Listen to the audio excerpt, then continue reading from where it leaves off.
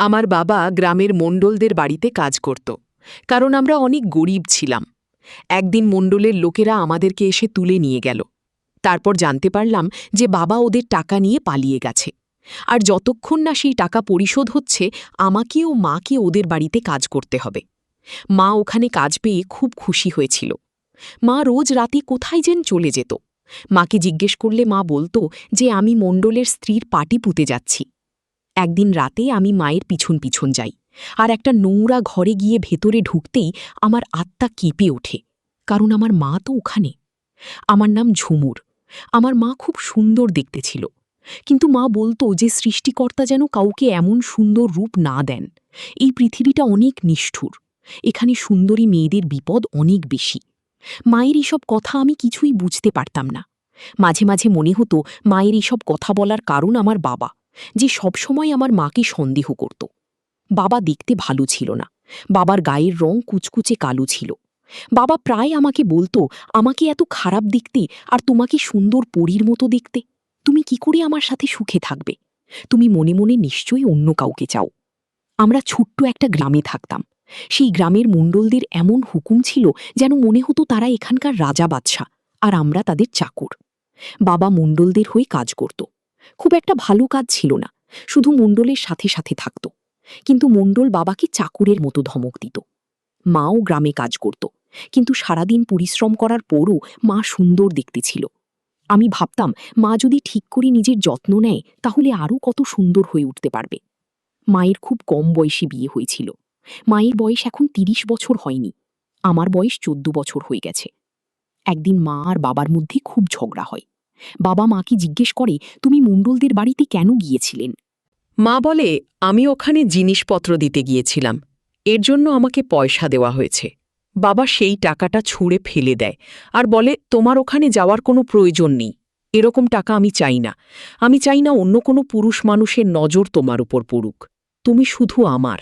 তুই যে খেতে কাজ করতে যায় সেখানে শুধু মহিলারা কাজ করে, তাই আমি তোমাকে ওখানে যেতে দিই।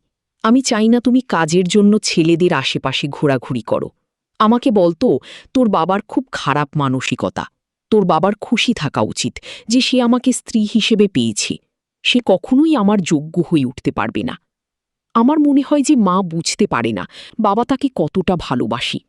বাবা মাকে খুব ভালোবাসত, তাই বাবা সবসময় চেষ্টা করত মাকে খারাপ ছেলেদের থেকে বাঁচিয়ে রাখতে। বাবা কাউকে মায়ের দিকে তাকাতে দিত না, আর মাকেও কারো দিকে তাকাতে দিত না। মা বাবার এই ভালোবাসাটাকে সন্দেহ মনে করত। মা বাবাকে কোনোদিন মন থেকে ভালোবাসতে পারেনি। রাতে কোনোদিন বাবা বাড়ি না ফিরলে মা খুব খুশি হতো। মা বলতো, ভালো হয়েছে, আজ তোর বাবা বাড়ি ফেরেনি, আজ রাতে কেউ আর আমাকে বিরক্ত করবে না। একদিন একটা বড় সমস্যা হয়। সেই দিন অনেক রাত পর্যন্ত বাবা বাড়ি ফেরে না। আমার খুব চিন্তা হতে থাকে। বাইরে খুব ঝড় বৃষ্টি হচ্ছিল। আমি মাকে বারবার বলি যে বাবা কেন ফিরছে না। বাইরে খুব ঝড় বৃষ্টি হচ্ছিল। মা বলে, তোর বাবা কোনো ছোট বাচ্চা নয় যে হারিয়ে যাবে। হয়তো বৃষ্টির কারণে আটকে গিয়ে কোথাও আশ্রয় নিয়েছে। বৃষ্টি থামলেই তোর বাবা ফিরে আসবে। অনেক রাতে আমাদের দরজায় এসে কড়া। আমার মনে হয় যে বাবা এসেছে। আমি দৌড়ে গিয়ে দরজা খুলি, কিন্তু বাবা আসেনি। মণ্ডলের লোকেরা এসেছে। তারা বাড়ির ভেতরে ঢুকে জোর করে আমাদের দুজনকে তাদের সাথে নিয়ে যায়। মা খুব চেঁচামেচি করে। আমি বারবার তাদের জিজ্ঞেস করি যে আমাদের কোথায় নিয়ে যাচ্ছ। তখন গ্রামের লোকজন সেখানে জড়ো হয়ে যায়, কিন্তু কারুর এত সাহস ছিল না যে মণ্ডলের লোকেদেরকে আটকাবে। তারাও আমার মতো জিজ্ঞেস করে যে আমাদেরকে ওরা কোথায় নিয়ে যাচ্ছে। তখন ওই লোকগুলো বলে, এই মেয়েটার বাবা মণ্ডলের বাড়িতে কাজ করত, সে অনেক টাকা চুরি করে পালিয়ে গেছে। এখন যতদিন না আমরা ওর বাবাকে খুঁজে পাচ্ছি আর আমাদের টাকা ফেরত পাচ্ছি, ততদিন ওরা আমাদের বাড়িতে কাজ করবে। মণ্ডলের অনেক টাকা চুরি হয়ে গেছে, তাই উনি এদেরকে দিয়ে খাটিয়ে সেই টাকা তুলতে চান। যখন সেই টাকার ক্ষতিপূরণ হয়ে যাবে তখন আমরা ওদেরকে ফেরত দিয়ে যাব। তারা আমাদেরকে মণ্ডলদের বাংলায় নিয়ে যায়। সেখানে গিয়ে একটা ছোট্ট ঘরে আমাদের থাকতে দেয়, আর বলে এখন থেকে এটাই আমাদের থাকার জায়গা। আর আজ আমাকে ও মাকে ওদের বাড়িতে কাজ করতে হবে। আমরা গরিব ছিলাম ঠিকই, কিন্তু কখনো ভাবিনি যে কারুর বাড়িতে চাকরির কাজ করব। মণ্ডল সেখানে এসে আমাকে একবার দেখে আর বলে, তাহলে এরাই হচ্ছে ওই ডাকাতের পরিবার। আমি খুব কাঁদতে থাকি। আমাদের কি ওরা এইভাবে অপমান করছি? আমার মা কাঁদতে কাঁদতে বলে, দেখ, তোর বাবা আমাদের কত বড় সমস্যায় ফেলে দিয়েছি। সে টাকা চুরি করে কোথায় গেল কি জানি।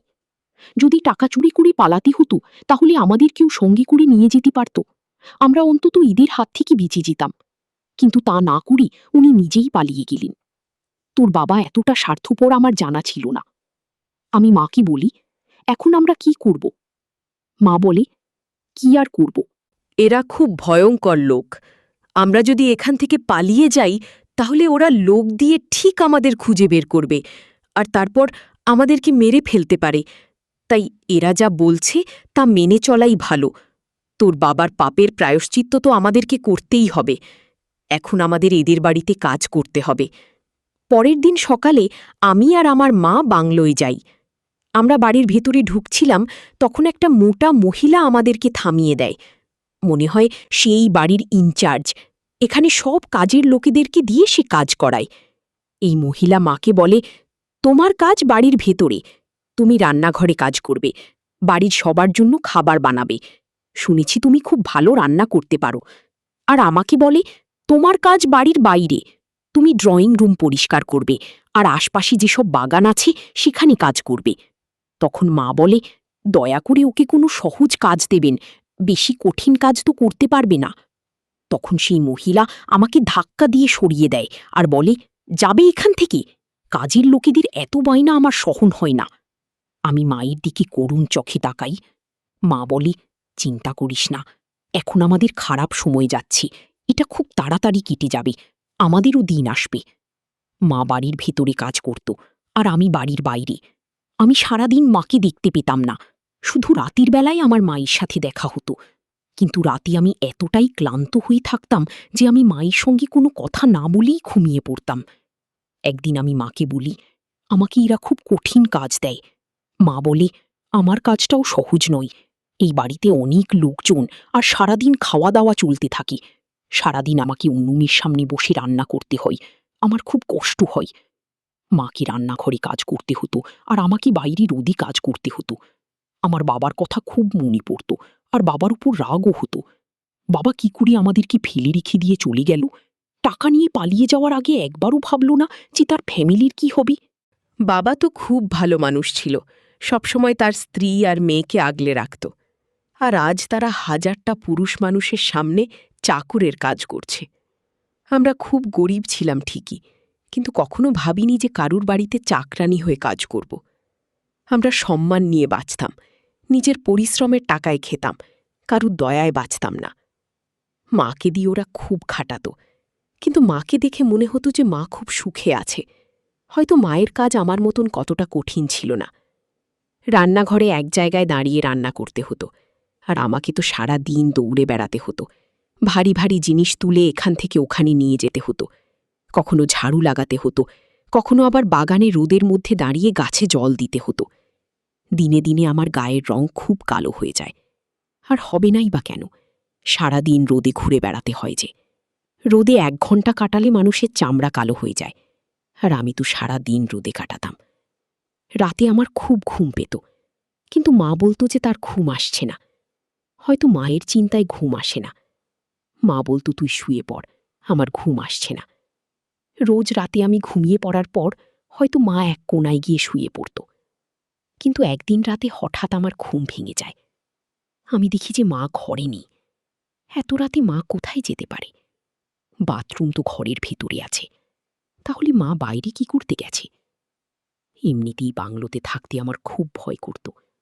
আশেপাশে কত পুরুষ মানুষ ছিল, কার মনে কি আছে বোঝা মুশকিল। আর আমার মা তো খুব সুন্দর দেখতে। বাইরে মায়ের কোনো বিপদ হলো না তো? আমার চিন্তা হতে থাকে, আর আমি বসে বসে মায়ের জন্য অপেক্ষা করতে থাকি। কিন্তু মা ফেরত আসে না। অপেক্ষা করতে করতে কখন আমার চোখ লেগে যায় আমি নিজেও জানি না। তারপর যখন আমার ঘুম ভাঙে তখন আমি দেখি মা কাজে বেরোনোর জন্য তৈরি হচ্ছে। আমি মাকে জিজ্ঞেস করি, তুমি সারা রাত কোথায় ছিলে? মা বলে, বড় বিবি আমাকে ডেকেছিল তার পা টিপে দেওয়ার জন্য।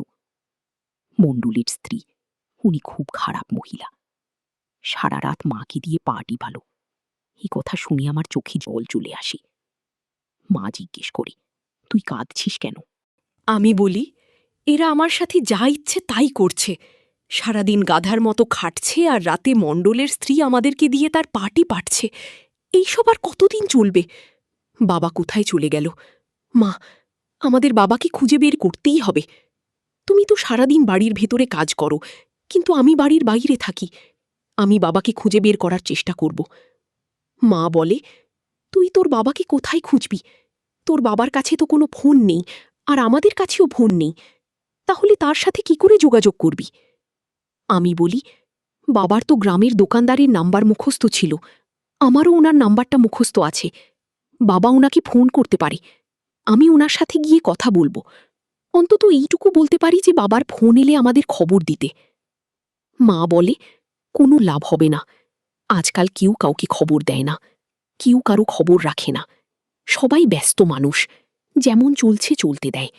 এখানে আমরা ভালোই আছি, ভালো ভালো খাবারও জুটে যায়। আর কাজ তো করতেই হবে, কাজ না করলে এই পৃথিবীতে কিছুই পাওয়া যায় না। আমি ভাবি, মা কি করে এমন একটা কথা বলতে পারল? মা কি দেখতে পারছে না যে আমার অবস্থা দিন কি দিন খারাপ হয়ে যাচ্ছে? মা বলে, আচ্ছা, আমার দেরি হয়ে যাচ্ছে, আমি বেরোই। এই বলে মা ঘর থেকে বেরিয়ে যায়। একদিন আমি দেখি মা লিপস্টিক আর কাজল লাগাচ্ছে। আমি মাকে জিজ্ঞেস করি, তুমি ওইগুলো কোথা থেকে পেলে? বাবা তো এখানে নেই, তাহলে তুমি তার জন্য এত সাজছ? মা বলে, তুই কেমন কথা বলছিস? আমি কারোর জন্য সাজতে যাব কেন? মালকিন আমাকে বলেছেন যে একটু সেজেগুজে আসতে। আমি এত বড় বাড়ির রাঁধুনি, এখানে রোজ বাইরে থেকে লোক আসে। তারা জিজ্ঞেস করে যে কি খাবার বানিয়েছে। তারা মাঝে মধ্যে রাঁধুনিকে দেখতে চায়। তারা যদি দেখে যে কোনো একটা নোংরা কালো মহিলা খাবার বানিয়েছে, তাহলে তারা সেই খাবার খাবে না। বড় লোকেদের অনেক ব্যাপার আছে, তুই বুঝবি না। মালকিন আমাকে সাজার জিনিসপত্র দিয়েছেন আর বলেছেন রোজ সেজেগুজে কাজে যেতে। তুই জানিস, মালকিন আরও বলেছেন যে এবার থেকে আমাদেরকে মাসে মাসে মাইনে দেবে। তিনি বলেছেন, হতে পারে তোমার বর আমাদের টাকা চুরি করে পালিয়েছে, আর সেই কারণেই আমরা তোমাদের কাজে রেখেছি। কিন্তু তোমরা সারাদিন খুব পরিশ্রম করো, আর তাই এবার থেকে আমরা তোমাদের বাকি কাজের লোকদের মতো মাসে মাসে মাইনে দেব। তুই ভাব, এবার থেকে আমাদের হাতে টাকা পাবো। আমরা নিজেদের ইচ্ছে মতন জিনিস কিনতে পারবো। আমাদের উপর একটা ছাদ থাকবে, একটা চাকরিও থাকবে, আর হাতে টাকাও থাকবে। এর থেকে বেশি আর কি দরকার আমাদের? এমন সৌভাগ্যজনের হয়? আমি দেখি অবাক হয়ে যাই যে মায়ের এসব ভালো লাগছে। আমার তো সেসব দিনের কথা বারবার মনে পড়ত। আমরা নিজেদের বাড়িতে কত আনন্দে ছিলাম। বাবা রোজগার করে আনতো, আমরা নিজেদের ইচ্ছে মতো উঠতাম বসতাম, কেউ আমাদের উপর হুকুম চালাতো না। আর এখানে তো আমাদের সারা দিন কাজ করতে হয়, নিজেদের ইচ্ছা মতো কিছুই করতে পারি না। মায়ের এখানে কি করে ভালো লাগছে আমি জানি না। তারপর যতদিন যায় আমি মাকে দেখে আরো অবাক হতে থাকি। মায়ের বাবার জন্য কোনো চিন্তা ছিল না। মা এখানে খুব আনন্দে আছে। কখনো সাজগোজ করছি, কখনো জমিয়ে ভোজ খাচ্ছি, কখনো নিজের মনে গান গাইছি, আবার কখনো রাতে গায়েব হয়ে যাচ্ছি। আমি লক্ষ্য করি একদিন পরপরই মাঝরাতে ঘড়ি থাকি না। মা কোথায় যায় আমি জানি না। আমার মনে হয় যে মা আমার থেকে কিছু একটা লুকাচ্ছি। একদিন আমি জানতে পারি যে মা আমাকে মিথ্যে কথা বলছি। এই বাড়ির একটা কাজের মেয়ে আমাকে বলেছি মণ্ডলের স্ত্রী এখানে থাকেন না, তিনি অনেকদিন আগেই বাড়ি ছেড়ে চলে গেছেন। মণ্ডলের চরিত্র ভালো নেই, ওনার অনেক মেয়ের সাথে সম্পর্ক ছিল। এসব জানতে পেরে ওনার স্ত্রীও তাকে ছেড়ে চলে গেছেন। ওনার 2 ছেলেকেও তার সাথে নিয়ে গেছেন। সে ভালো পরিবারের মেয়ে এসব সহ্য করবে কেন? মণ্ডল এখন এই বাড়িতে একা থাকেন। এই বাড়িতে আমরা কাজের মেয়েরা ছাড়া আর কোনো মহিলা থাকে না। আমি ভাবি, যদি মণ্ডলের স্ত্রী এখানে না থাকেন, তাহলে মা রাতে কার পাটি পুঁতে যায়? তার মানে মা এতদিন আমাকে মিথ্যে কথা বলে এসেছে। আমি জানি মানুষ মিথ্যে কথা তখনই বলে যখন সে কোনো ভুল কাজ করে। এখন আমাকে এটা জানতে হবে যে আমার মা কি ভুল কাজ করছে। সারাদিন কাজ করে রাতে আমি এত ক্লান্ত হয়ে থাকতাম যে আমি ঘুমিয়ে পড়তাম, আর মা কি করছে কিছুই দেখতে পেতাম না। একদিন আমি ঠিক করি যে আমি মায়ের পিছু নেব। এই বাড়ির মালিক দাদা খুব ভালো ছিল। একদিন আমি তাকে গিয়ে বললাম যে আজকে আমার শরীরটা ভালো নেই, আমি কাজ করতে পারব না। মালিক দাদা বলে, এই সব তোমার করার মতো কাজও নয়, তুমি যাও গিয়ে বিশ্রাম করো, আমি বলে দেব যে তুমি তোমার কাজ করে দিয়েছ। আমি সারা দিন বিশ্রাম করি, যাতে আমি রাতে জেগে থাকতে পারি আর মায়ের পিছু নিতে পারি।